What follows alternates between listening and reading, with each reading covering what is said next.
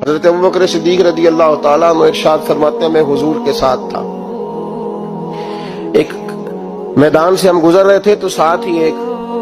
باغ تھا، وہاں بڑا رش تھا، لوگ بڑے اکٹھے تھے، بہت سارے لوگ جمع تھے۔ تو نبی پاک صلی اللہ علیہ وسلم نے فرمایا ابو بکر پتہ کرو کیا ہوا۔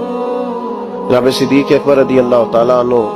تشریف لائے اور واپس جا کے عرض کرنے لگے یا رسول اللہ صلی اللہ تعالی علیہ وسلم ایک اونٹ پاگل ہو گیا، لوگوں کو کاٹ رہا ہے، لوگ اس کو گرفتار کرنے کی کوشش کر رہے ہیں، کسی کے ہاتھ میں ڈنڈا ہے، کسی کے ہاتھ میں رسا ہے، کسی کے ہاتھ میں نیزہ ہے، قابو نہیں آ رہا۔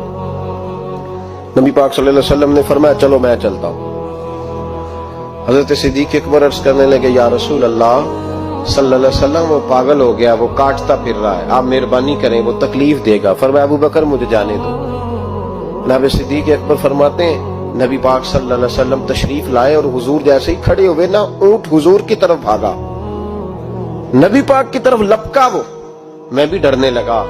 جتنے لوگ تھے پریشان ہونے لگے، دوڑا آیا اونٹ، ہم سب پریشان تھے لیکن محبوب کے چہرے پر بڑا ہی اطمینان تھا۔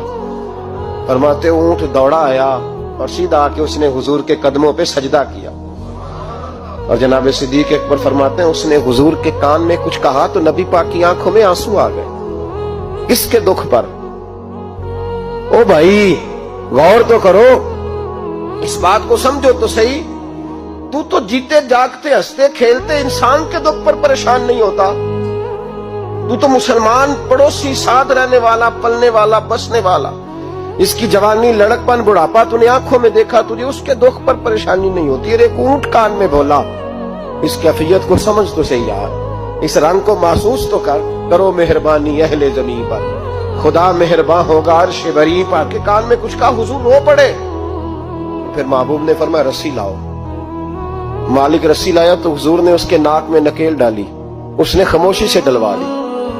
حضور نے اس کے ہاتھ میں دیا اور فرمایا تو کہتا ہے پاگل ہو گیا، وہ شکایت کر رہا ہے کہ حضور گرمی میں تپ جاتا ہوں پر پانی کا گھونٹ نہیں دیتا، یا رسول اللہ صلی اللہ علیہ وسلم یہ میری طاقت سے زیادہ مجھ پر بوجھ رکھتا ہے، محبوبہ میں تیرے سوا کس کو دکھ بتاؤں،